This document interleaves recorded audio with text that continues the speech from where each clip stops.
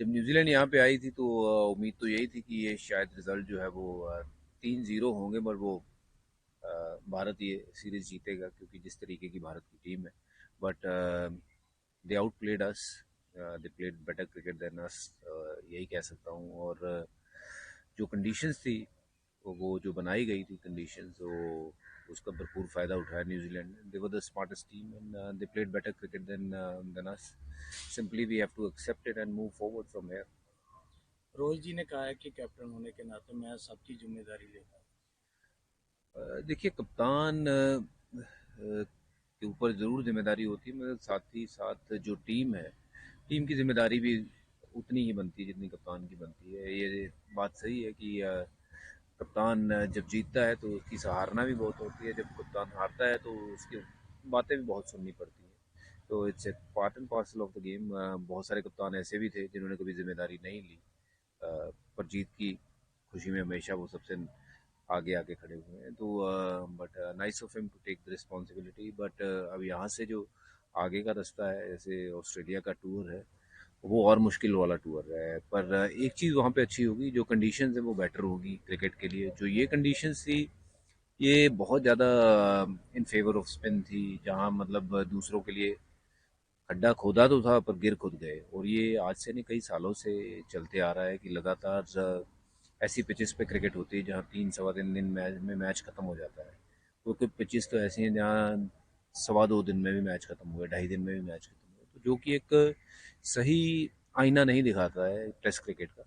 Test cricket का मतलब होता है कि 5 दिन का मैच, 5 दिन वो गेम चले, उसमें जो टीम अच्छा खेले वो जीते। क्योंकि ऐसी जब हम पिचेस बनाते हैं तो कभी ना कभी तो कोई ना कोई टीम तो जो है वो भारी पड़ेगी। और न्यूजीलैंड ने वो करके दिखाया है। पहले एक बार इंग्लैंड भी ऐसे भारी पड़ी थी, वो कहीं भी ना सीरीज जीत के गई थी।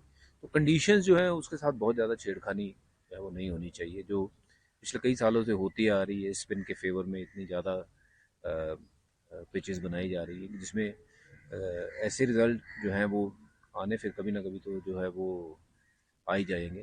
पर अगर अच्छी विकेट पे क्रिकेट खेलें तो मुझे नहीं लगता है कि टीम इंडिया के बल्लेबाज जो 121 रन बनाए हैं कि उतने तक की सक्षम है। मुझे लगता है कि इनमें बहुत काबिलियत है, क्योंकि पिचेस ऐसी हैं, इसमें बहुत सारे कैरियर है जो ख़राब भी हुए हैं। रहाणे का कैरियर जो है वो ख़राब हुआ है, और कई प्लेयर हैं जिनकी एवरेज जो है नीचे गिरी है। लोग विराट कोहली की बात करते हैं।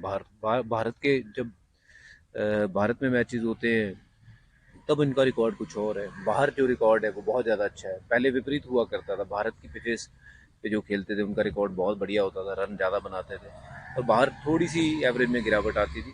बट अब अगर देखें तो क्योंकि बाहर की पिचेस जो हैं वो थोड़ी सी बेटर होती हैं, वहाँ पे हमारे इंडियन बैट्समैन फ्लरिश करते हैं, वहाँ उनकी एवरेजेस जो है वो काफ़ी अच्छी होती हैं। यहाँ पे हमारे हर एक बल्लेबाज की जो एवरेज जो है वो गिरी है। तो कॉन्फिडेंस आपके बल्लेबाजों का जब तक नहीं रहेगा तो फिर टीम कैसे आगे बढ़ेगी। बिल्कुल कहीं ना कहीं रन बनाने में भी जल्दबाजी की है क्योंकि फोर्थ डे था, ये एक और दिन पड़ा था। कंडीशंस वैसी थी ना, क्योंकि आप डिफेंस कर नहीं सकते। अगर बॉल रोक रहे हो, श्योर शॉट नहीं हो कि बॉल कहाँ जा रहा है, तो अगर स्पिनर को ही नहीं पता उसका बॉल कहाँ जा रहा है तो बल्लेबाज को कैसे पता होगा कि बॉल किस तरफ जाएगा। तो आई थिंक कंडीशंस जो है बहुत ज़्यादा छेड़खानी नहीं होनी चाहिए। और अच्छी क्रिकेट अगर खेलनी है तो अच्छी विकेट पे खेलनी होगी। अच्छी विकेट पे आप अच्छी क्रिकेट खेल के मुझे लगता है कि आराम से न्यूजीलैंड जैसी टीम को आप 2-0 से 2-1 से हरा सकते थे।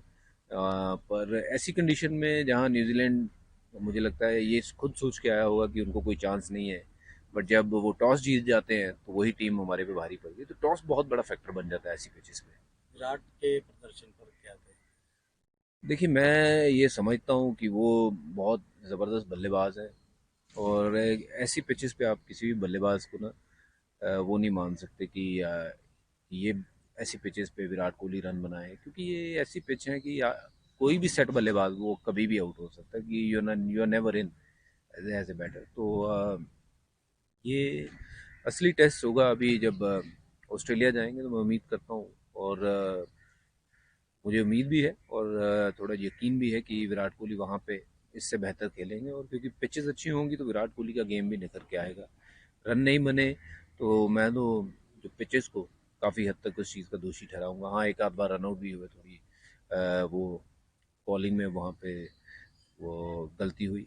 बट ओवरऑल जो कंडीशंस को मैं तो ये जो है वो कहूँगा बहुत ज़्यादा इन फेवर ऑफ स्पिन जो बनते आ रही है, उसी के कारण हमें ये जो नुकसान हुआ। अब देखिए ये पिचेस के ऊपर इजाज पटेल ने विकेटें ली, मिच सेंटनर ने विकेटें ली।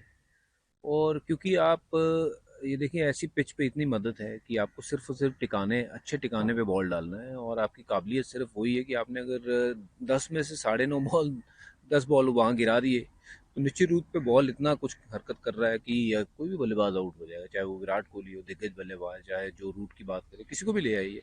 ऐसी विकेटों पे कोई भी बल्लेबाज जो है वो सेट नहीं हो सकता है। तो थोड़ी सी जहाँ कंडीशन बेटर होती है वहाँ पे भी गेंदबाजों को मेहनत करनी पड़ती है। यहाँ पे कुछ अरसे से विकेटें ऐसी बन रही हैं जहाँ पे गेंदबाजों को बहुत ज़्यादा मेहनत नहीं करनी पड़ती है। और मुझे लगता है कि फास्ट बॉलर्स अगर आप देखें इन सारे टेस्ट मैचों में, तीनों टेस्ट मैचों में उन्होंने तो बॉलिंग ही नहीं करी। तो जहाँ स्पिन से टेस्ट मैच शुरू होता है, स्पिन से ख़त्म हो जाता है, 2.5 दिन में मैच ख़त्म हो जाता है। आप समझ सकते हो कि वो किस किस तरीके की पिच पे हम मैच खेले हैं। तो दोषी हमने अपने आप को ही ठहराना चाहिए कि कंडीशंस हमने ऐसी प्रिपेयर की है। किसी ने सामने विजिटिंग टूर जो कर रही है टीम, उन्होंने तो ऐसी पिचेस नहीं मांगी हैं, क्योंकि जो उनको पिचेस मिलती हैं वो उन पे खेलते हैं। और वो कंडीशन का उन्होंने हमारे से बेहतर फ़ायदा उठाया।